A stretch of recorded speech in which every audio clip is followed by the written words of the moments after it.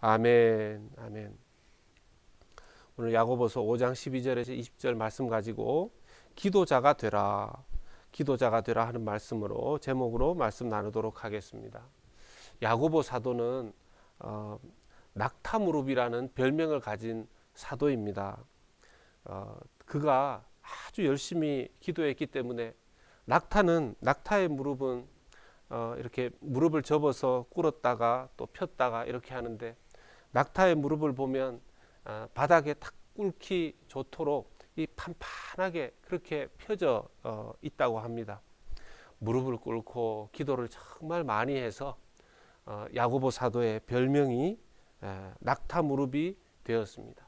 그는 초대교회의 중요한 리더십의 자리에 있었고, 또 예수님의 동생으로서 이미 예수님이 어떻게 살아왔는지를 잘 아는 친동생으로서, 또 이후에는 그가 정말로 그리스도이시고 메시아이시고 하나님의 아들이심을 직접 그가 고백한 자로서 야고보 사도는 많은 부분에 있어서 초대교회에 굉장히 중요한 영향력을 끼쳤던 사람인데, 그가 바로 기도자였다라는 것입니다. 그래서 그런지 야고보서의 마지막 부분은 기도에 대한 강조가 이렇게 이루어져 있습니다. 그가 기도자로서 어떤 부분을 강조하고 있는지 살펴보면, 첫 번째는 겸손하고 정결한 기도자가 되라는 것입니다. 12절과 16절 말씀을 보면, 내 형제들아 무엇보다도 맹세하지 말지니 하늘로나 땅으로나 아무 다른 것으로도 맹세하지 말고, 오직 너희가 그렇다고 생각하는 것은 그렇다 하고 아니라고 생각하는 것은 아니라 하여 정죄받음을 면하라. 무엇으로도 맹세하지 말고 그렇다고 생각되는 것은 그런 것 같습니다, 그렇습니다, 아니라고 생각되는 것은 아닙니다. 그 정도로 하라는 것입니다. 겸손하라는 것이죠. 그리고 16절의 말씀을 보면, 그러므로 너희 죄를 서로 고백하며 병이 낫기를 위하여 서로 기도하라. 의인의 간구는 역사하는 힘이 큼이니라. 어떻게 보면 기도의 능력이 왜 이렇게 없을까, 이런 생각이 들 때가 있습니다. 그 이유 중에 한 가지를 이 말씀을 통해서 살펴보자면, 정말 마음속에 죄가 있고 하나님 앞에 고백하고 해결해야 될 것이 있는데, 그렇지 못할 때에는 기도의 능력이 나타나지 않는다라는 것이죠. 에베소서 같은 경우에도 보면, 심지어는 부부관계 안에서 서로 부부관계를 아내를 잘 섬기지 못하거나 서로 관계가 막힐 때는 기도도 막힌다, 그렇게 말씀하고 있지 않습니까? 그런 걸 보면 하나님께서는 기도를 들으시지만 무엇인가 해결해야 될 것이 있으면 반드시 해결하기를 하나님 원하시는 것이죠. 그런 측면에서 기도자는 겸손하기도 하고 정결한 기도자가 되어야 한다라는 것입니다. 기도가 막히지 않도록 말이죠. 그러면서 두 번째는 13절에 고난 중에도 기도하는 자가 되어야 한다 하고 말씀하십니다. 13절에 너희 중에 고난 당하는 자가 있느냐, 그는 기도할 것이요, 즐거워하는 자가 있느냐, 그는 찬송할지니라 했습니다. 앞서도 야고보 사도가 말했지만, 자칫 잘못하면 우리는 고난 중에 누군가를 원망하고 남 탓하고 그렇게 되기가 쉽습니다. 그런데 그렇게 되지 말고, 고난 있다면, 시련이 있다면 기도하는 자가 되라는 것입니다.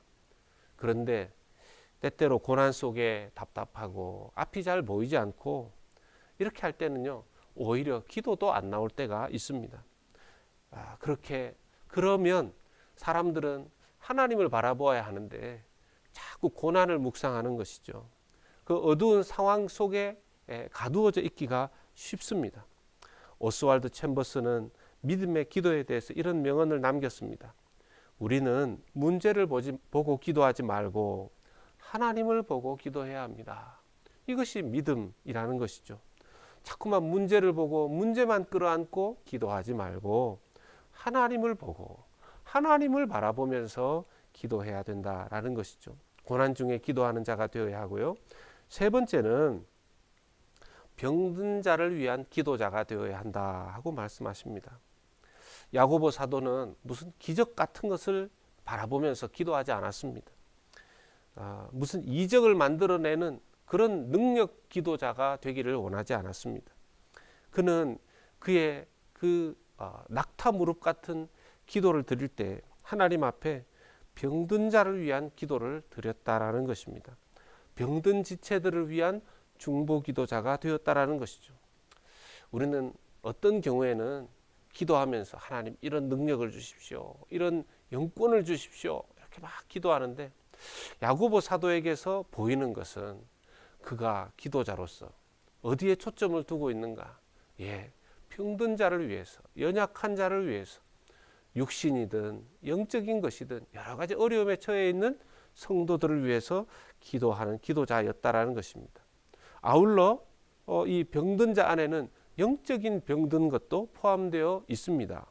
19절에서 20절 말씀을 보면, 내 형제들아 너희 중에 미혹되어 진리를 떠난 자를 누가 돌아서게 하면, 너희가 알 것은 죄인을 미혹된 길에서 돌아서게 하는 자가 그의 영혼을 사망에서 구원할 것이며 허다한 죄를 덮을 것임이라 하였습니다. 이 병든 자 안에는 육신뿐만 아니라 영적인 병든 것도 포함되어 있습니다. 미혹되어 진리를 떠난 자들, 진리 외에 속한 것들에게서 마음이 빼앗긴 사람들, 진리를 떠난 자들, 이렇게 가만히 보면 병든 사람도 생각보다 자기 자신을 위해서 그 병만 묵상하지 기도하지 못하는 경우가 참 많습니다. 진리를 떠난 사람들도 마찬가지죠. 진리를 떠났으니 하나님 앞에 올바른 기도를 할 수 있겠습니까?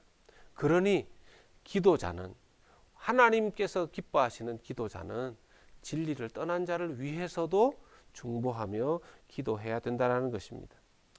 기도 생활은 성도들에게 절대적인 것이죠. 존 번연은 이렇게 이야기했습니다. 기도는 죄를 중지하게 하고 죄는 기도를 중지하게 한다. D.L. 무디 목사님은 가장 많이 무릎 꿇는 사람이 가장 잘 서 있다, 이렇게 말씀하셨습니다.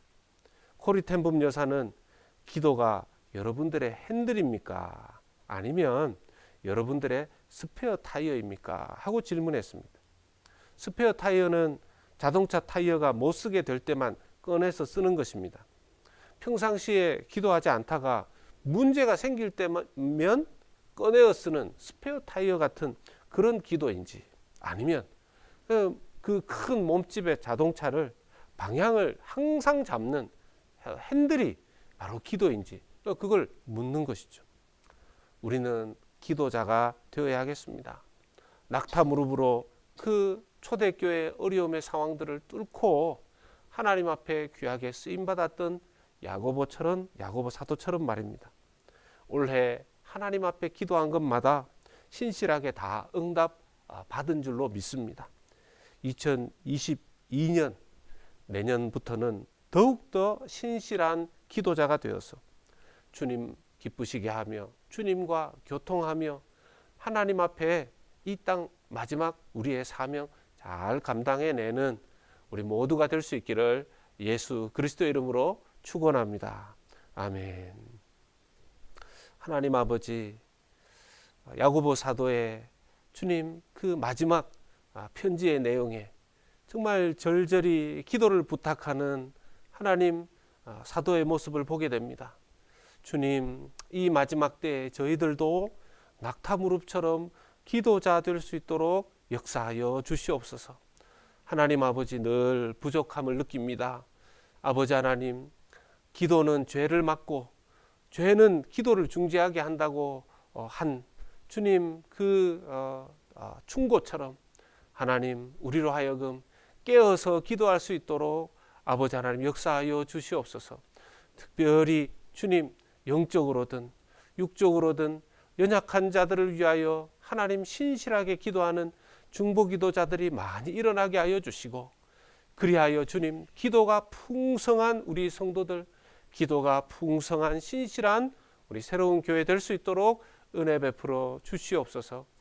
2021년 하나님 기도한 것마다 풍성하게 응답해 주신 것을 감사합니다.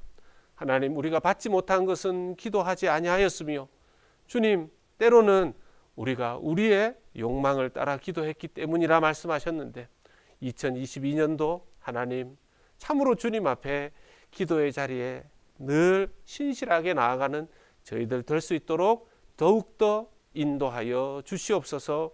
감사하고 예수님 이름으로 기도하옵나이다. 아멘. 아멘.